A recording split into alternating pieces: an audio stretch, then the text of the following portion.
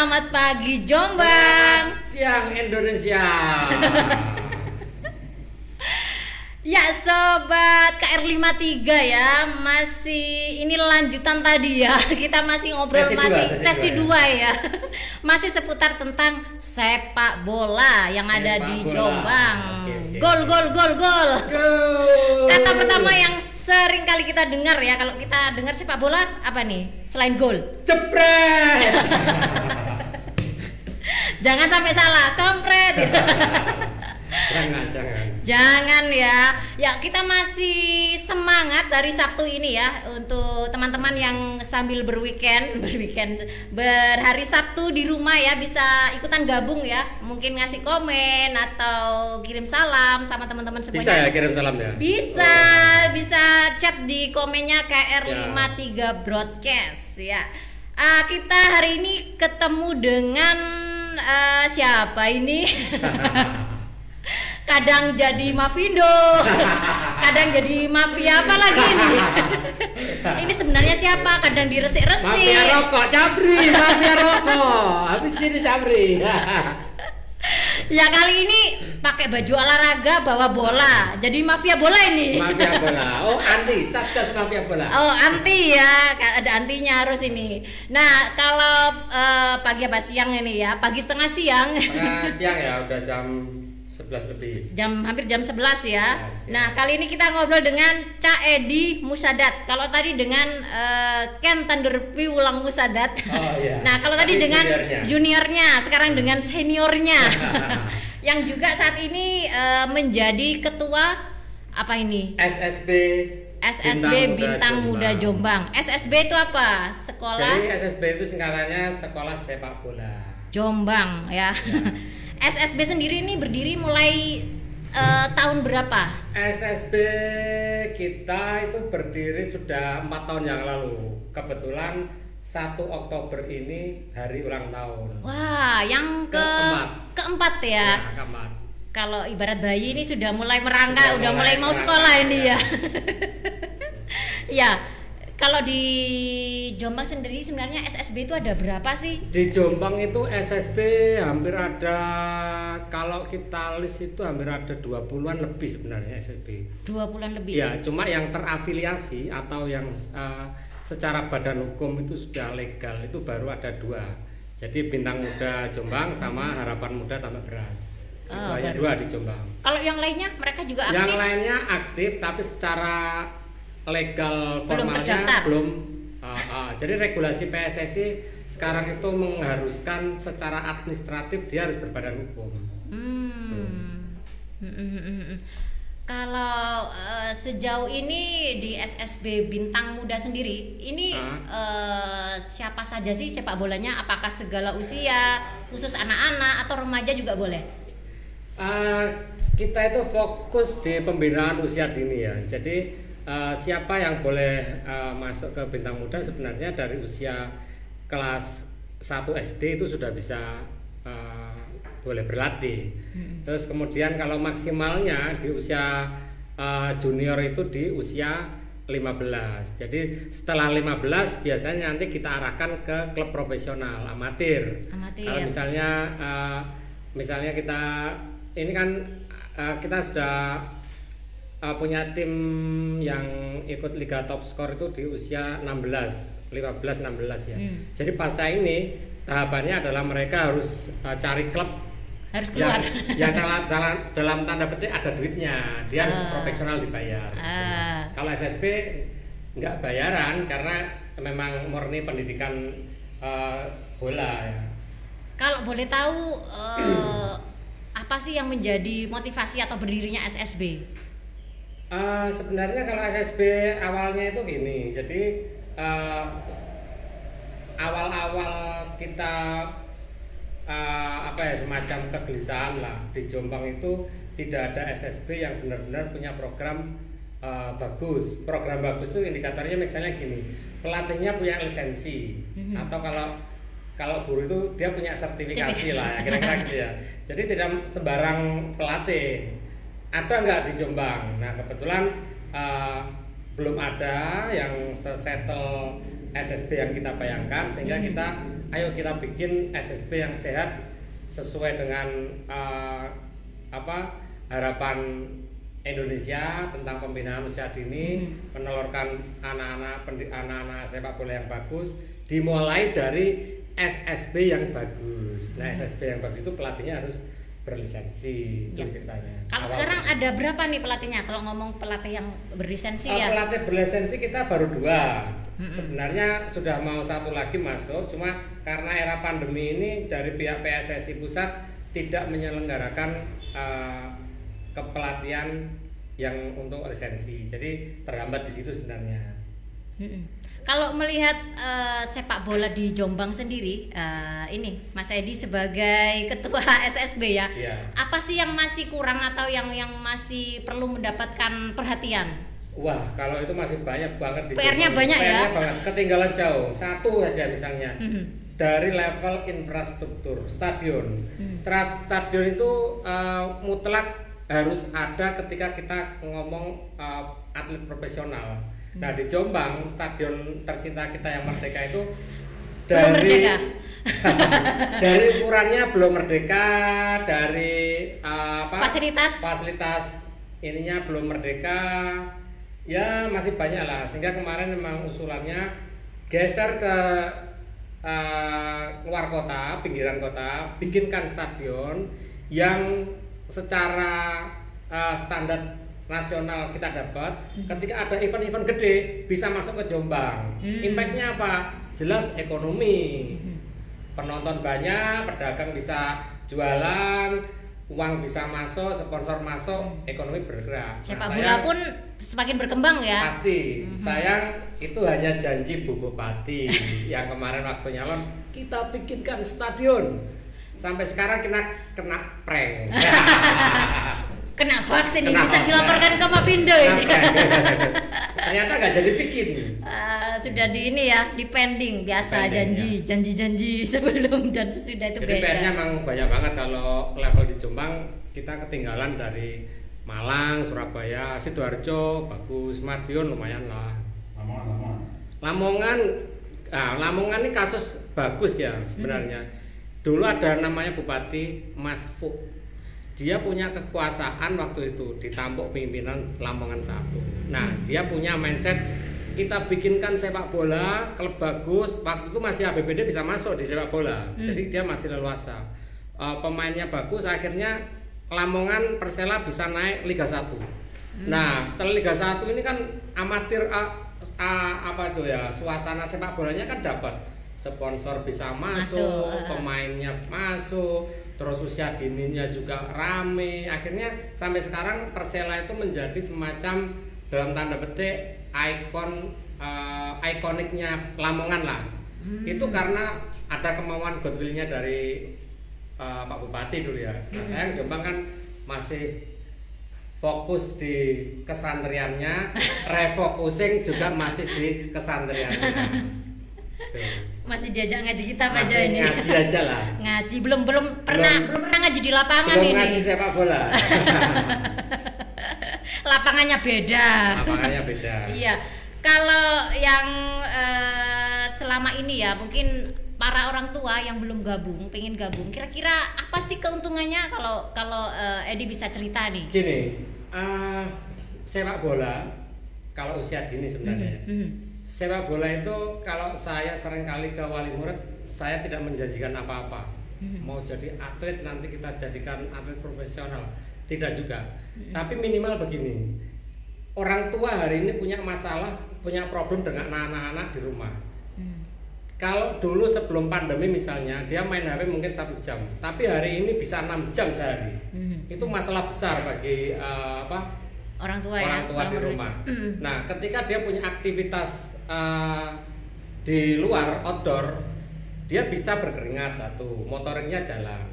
Yang kedua, secara karakter, dia kemudian bisa berbagi sama teman, oper bola, belajar kerja tim. Itu akhirnya secara karakter dia dapat di sepak bola. Nah, kalau di pinggir lapangan itu kerukunan di wali murid itu cukup bagus ya. Ada event di mana iuran bareng, sewa mobil bareng, makan-makan di lapangan bareng, wah asik pokoknya. Itu orang tua kalau refreshing tersendiri ya. Refreshing benar. Kalaupun anaknya nggak suka bola sebenarnya juga nggak masalah, sekedar untuk menghindari anak dari main HP yang berlebihan.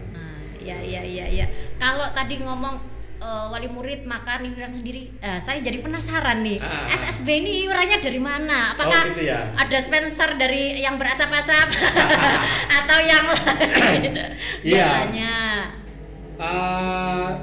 Itu menjadi kendala sendiri ya ngelola SSB itu ya. Kayak saya ini, saya di kepengurusan di Bintang Muda per 4 tahun ini praktis nggak pernah dapat duit dari kegiatan SSB ini. Volunteer ya? Volunteer murni, bahkan lebih banyak mengeluarkan duit sebenarnya. Entah kantong buat sendiri. apa, kebutuhan nambahin apa gitu. Nah, untuk operasional SSB itu memang kita istilahnya berharap banyak dari wali murid. Jadi kita setiap latihan itu anak-anak kita tarik 5.000. Nah, 5.000 itu kita kumpulkan, kita collecting di lapangan. Nanti di akhir bulan uang itu kita kembalikan ke pelatih sebagai uang transport.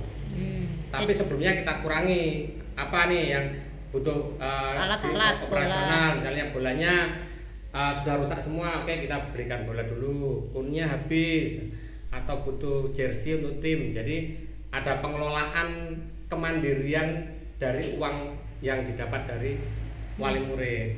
Cuma kalau ngomong bayaran untuk pelatih sebenarnya ya kita agak miris juga. Kita kasihan lah karena dia dari jam 3 misalnya di tempat saya jam 3. Berapa jam ini sekali mereka kasih pelatihan? 2 jam. Jam 3 sampai jam 5. Itu dalam 1 bulan bayaran nggak dapat UMR. Kalau ngomong dia tenaga profesional, bayarannya sangat amatir. Jadi semi relawan ya mereka. Jadi kalau memang orang nggak gila bola, nggak bisa kelola kayak gini, nggak bisa. Mungkin melihat calon-calon sepak bola muda ini ikut ini juga ya. Ya senang. Semangat ikut mungkin senang. Latar belakangnya dulu dia juga pemain bola, jadi sekarang masih kangen pengen main di lapangan. Akhirnya ya nggak sekedar buat cari bayaran tapi juga hiburan dia juga. Berarti selama ini tidak ada kerjasama atau support dari pemerintah sama sekali? Kalau dinas olahraga atau yang lain? Faktual kita hari ini tidak dapat apa-apa. Kita tidak dapat apa-apa. Justru sebenarnya gini ya, kalau bola ini bisa kita jadikan industri. Misalnya saya itu setiap tahun gelar event untuk turnamen sepak bola itu melibatkan banyak kota, banyak klub dari berbagai kota. Itu kan mereka datang ke Jombang, buang uangnya di Jombang. Jajan, PKL hidup, ada kegiatan transport, dia buang di Jombang. Jadi bayangkan saja misalnya kita punya agenda event di Jombang, setiap bulan ada turnamen sepak bola yang bisa mendatangkan 500 orang saja. Itu sudah artinya ngomong pergerakan ekonomi rakyat kecil sangat masuk. Naik lagi ke industri, misalnya ini kita punya klub PSID ini. Kalau kemudian PSID itu sudah menjadi sebuah klub yang bagus, ya nggak ngomong profesional lah, tapi manajemen tuh dikelola baik, kemudian pemerintahnya juga mendukung ya. Jersey bisa jualan, wah itu ngomong industri udah. Ya kita mungkin bisa bergerak lah Jombang. Selama ini belum pernah ada komunikasi gitu, semacam komunikasi atau berkali-kali saya coba ke Koni dulu ya, teman saya Pak Tito. Waduh Pak Tito, saya belum sowan nih, maaf nih. Sambil capek di sini ya. Pak Tito sudah saya agendakan mau ketemu sebenarnya, tapi karena pandemi ternyata nggak boleh besok. Pak Tito ini dari Koni. Dulu Koni, temen lah. Kemudian di waktu itu kalau saya bola Askap ya karena kekurangan penganggaran akhirnya tidak bisa ngelar event yang agak gede, sehingga kita mau mengandalkan subsidi atau program dari pemerintah itu udah jauh terlalu berharap khayal lah. Nah maunya kita justru ke swasta. Kita kerjasama sama swasta. Kayak ke tanggal 24 ini kita bikin turnamen kecil. Itu sponsorshipnya dari ada yang dari individu, ada yang dari pabrik di Jombang kecil-kecilan. Tanggal berapa itu? Tanggal 24. 24 ini? Ya. Mas Farnani, terima kasih ya. Aku ngasih 500.000. Nanti jualan di acara. Iya. Terima kasih. Ada juga kemarin tukangku Pak Sis, Mas Sis. Ini ayah wali murid, dia punya jasa apa namanya? Jasa bangun rumah. Dia ngasih desainer. Bukan. Desainer bangun. Apa itu namanya? Kontraktor lah. Kontraktor ya. Dia beri sponsor untuk acara kita besok. Terima kasih Mas Sis. Acaranya di mana itu? Acaranya nanti di Belut, Jogoroto. Oh, di Jogoroto. Ada juga kemarin kita dapat sponsorship itu dari yang untuk event itu ada apa ya kemarin ya? Lupa aku. Murni dari individu semua ya, dari pabrik. Pokoknya dari swasta ya, dari pemerintah tidak ada dari sama sekali. Nggak dapat. Ini untuk event ini untuk anak yang apa namanya? Ini nanti usia 10 tahun. Usia 10 tahun. Jadi dari kemarin yang masuk 16 itu Mojokerto, Bojonegoro, Madiun, Ponorogo, Surabaya ada juga, Sidoarjo ada kayaknya. Jombang agak banyak Jombang yang ikut. 16 tim nanti. Yang sudah daftar? Yang sudah daftar. Oh, gitu. Berarti nanti sekitar ada 16 tim 16 itu. Tim masuk ke Jombang. Dari beberapa kota ya? Dari beberapa kota. Apa itu nama eventnya? Eventnya Bintang Muda Cup yang keempat. Anniversary kita. Pialanya siapa ini? Biasanya pialanya Bupati. Sebenarnya mau tak kasih pialanya PKB Cup. Atau PDIP Cup. Di siapa itu? Bang Hadi Atmasi. Mas Hadi, iya Mas Hadi, Ijo Cup. Apa ringin Cakang Cup. Cuma kita memang kalau di bola kemudian irisannya dengan politik ini menjadi sangat rumit. Duitnya dikit, konfliknya atau fitnah-fitnahnya sangat kejam. Jadi piala ini kita murni dari sponsorship swasta. Itu kita lebih apa ya? Lebih merdeka lah. Kalau sekarang kita bilang tantangan ke depan yang ingin atau ya plan dan tantangan ke depan yang ingin dilakukan oleh teman-teman SSB Bintang Muda ini apa? Tantangannya ke depan tuh gini. Jadi ini PR banget buat saya. Yang pertama itu kaitannya dengan menaikkan level kepelatihan. Jadi yang belum berlisensi harus berlisensi. Itu tantangan kita. Yang kedua kaitannya dengan honor pelatih. Itu saya masih walaupun saya sendiri nggak bayar ya, tapi saya mikir pelatih ini harus dapat jasa profesional, dia itu harus dapat reward yang setara sesuai dengan ini ya, dedikasinya ya. Itu yang bagi saya belum. Nah, yang ketiga bagi anak-anak ini ya, ini kan sudah tahun keempat Bintang Muda. Ini sudah yang paling besar ada usia 15.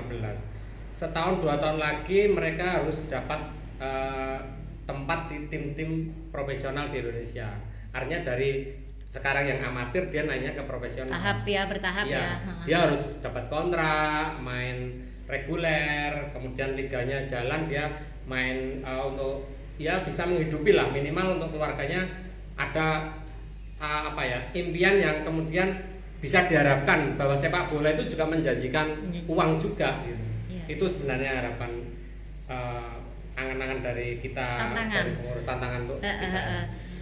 Jadi kalau plan ke depan untuk yang jarak dekat ini itu tadi ya, kan ada di gelar turnamen itu 24 Oktober. 24 Oktober. Nah, yang terbaru ini sebenarnya yang usia agak gede, 15. Ada namanya Top Score, Liga Top Score. Liga Top Score itu liga nasional yang ikut dari Sleman, Solo, dari Malang. Tempatnya di Madiun.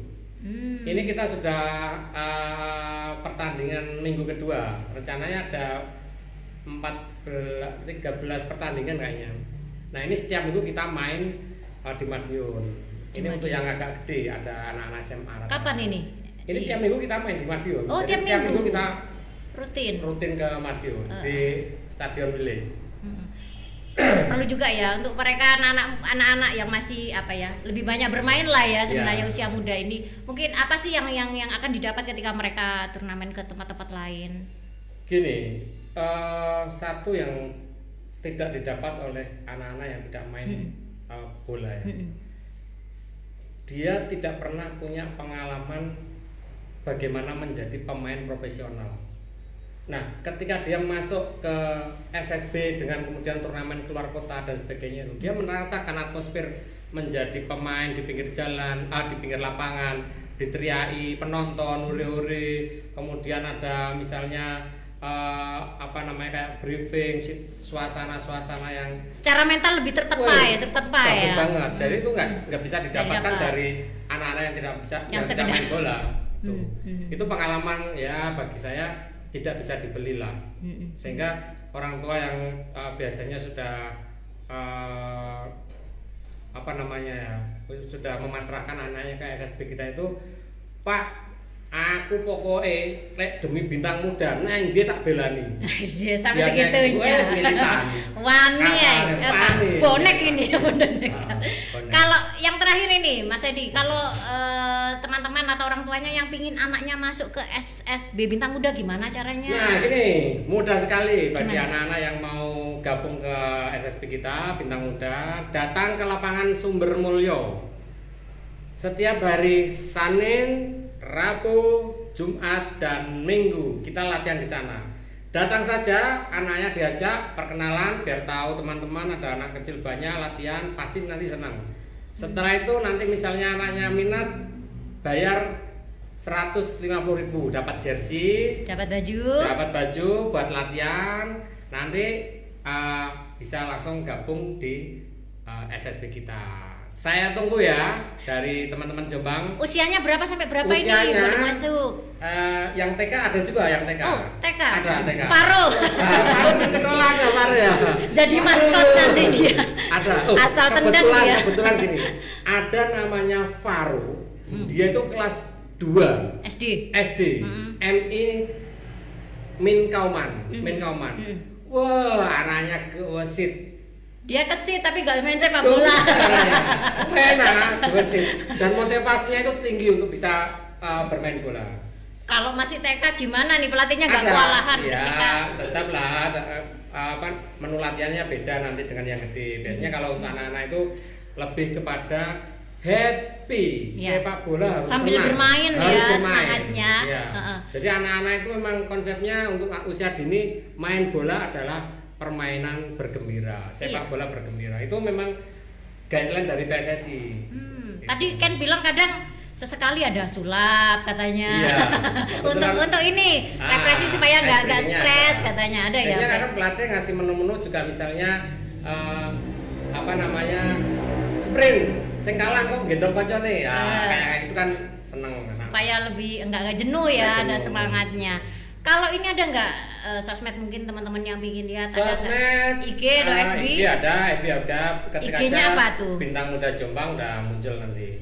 Bintang Muda, IG sama itu ya FB ya. Nah dari situ mungkin ada kontak personnya ya kalau mau gabung. Ada nanti di DM aja langsung nanti bisa dikasih kontak person untuk tim-tim pelatih, pengurus juga ada. Iya, oke. Seru sekali ngobrol bola. Gol. Ayo langsung main sepak bola ini ya. Jadi yang di rumah yang masih hanya adik-adik yang hanya bertemu dengan gadget tiap hari, ayolah sesekali kita outdoor, kita betul. Supaya pikiran juga terbuka ya, nggak hanya terkotak dengan HP ya, nggak hanya melihat HP, tapi bisa selain kesehatan baik untuk tubuh juga mendapatkan banyak teman, secara mental mungkin juga bisa belajar sosialisasi ya. Wali muridnya bisa main juga. Setiap Jumat sore wali murid ada slot setengah jam main bareng wali murid. Wah asik itu lah. Jadi kepingin nih. Ya cukup sampai di sini dulu ya teman-teman yang sudah mantau KR53. Terima kasih banyak yang sudah mantau dari tadi ya, mulai adik Ken sampai sekarang yang seniornya ini. Terima kasih juga buat Edi yang sudah meluangkan waktunya. Ya, cukup sampai di sini dulu. Wassalamualaikum warahmatullahi wabarakatuh. Selamat siang semuanya. Salam sepak bola Jombang. Go.